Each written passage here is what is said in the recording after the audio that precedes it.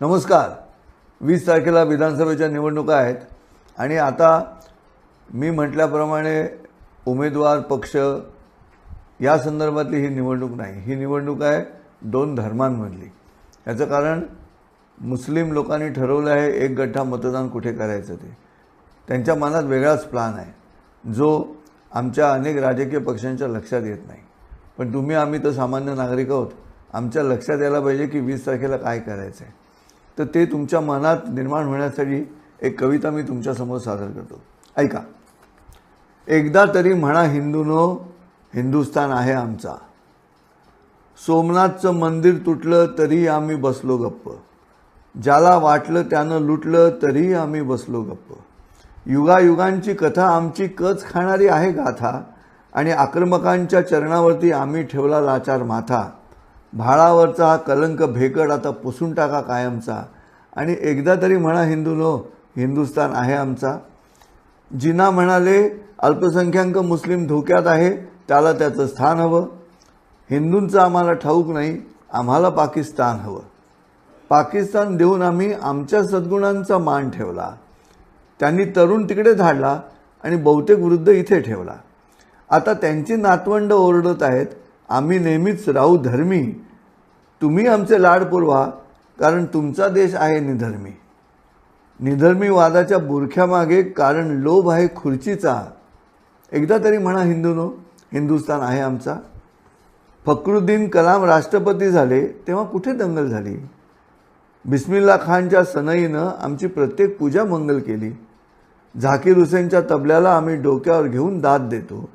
Yum पठाणांच्या संत अभ्यासाला तितक्याच भक्तीनं साथ देतो. अलेक्झांडर राज्यपाल झाले म्हणून हिंदू चिडत नाही. आमिर खानच्या लगांसाठी इथे कुणीच कुढत नाही. वाजपेयींचे सल्लागार अब्दुल कलाम असू शकतात आणि बॅरिस्टर अब्दुल रहमान महाराष्ट्र मुख्यपदी बसू शकतात.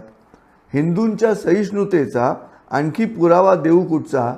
एकदा तरी म्हणा हिंदूनो, हिंदुस्तान आहे आमचा. 5000 वर्षांमध्ये हिंदूंनी कुणाचं नुकसान केलं.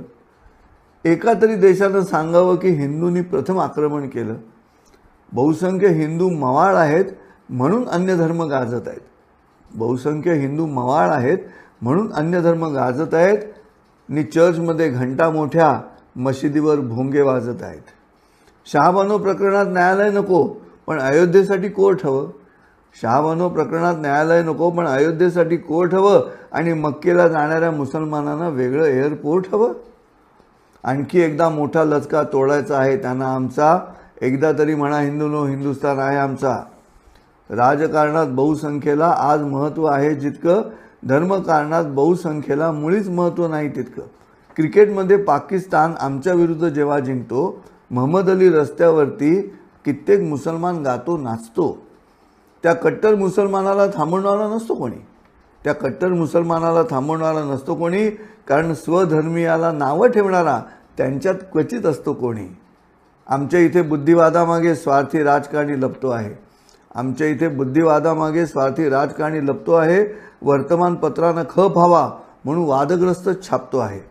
वाद घालून हे थांबणार नाहीत. आता मूळ भूमिकेवर मारा टाचा. एकदा तरी म्हणा हिंदूनो, हिंदुस्तान आहे आमचा. ख्वाजा चिश्तीच्या थडग्यावरती हिंदू श्रद्धेनं डोकं ठेवतात. आमच्या कोणत्या तीर्थस्थानाला मुसलमान आपलं म्हणतात. प्रयत्न केला तर मंदिरात सुद्धा कुराणाला करतील नमन. तुम्हीच सांगा कुठल्या मशिदीत जाईल गीता रामायण. 47 साली देश स्वतंत्र पण धर्म अजून बंदी आहे. 47 साली देश स्वतंत्र पण धर्म अजून बंदी आहे. शंकर भगवान मवाळ झाले आणि मान डोलावणारा नंदी आहे. तिसरा डोळा उघडा हिंदूनो, तिसरा डोळा उघडा हिंदूनो तर धर्म स्वतंत्र होईल तुमचा. एकदा तरी म्हणा हिंदूनो, हिंदुस्तान आहे आमचा. आणि हा तिसरा डोळा उघडण्याची तारीख आहे 20 नोव्हेंबर. विसरू नका. 20 नोव्हेंबरला तिसरा डोळा उघडा आणि आपला हा हिंदू धर्म वाचला पाहिजे अशी व्यवस्था करा. नमस्कार.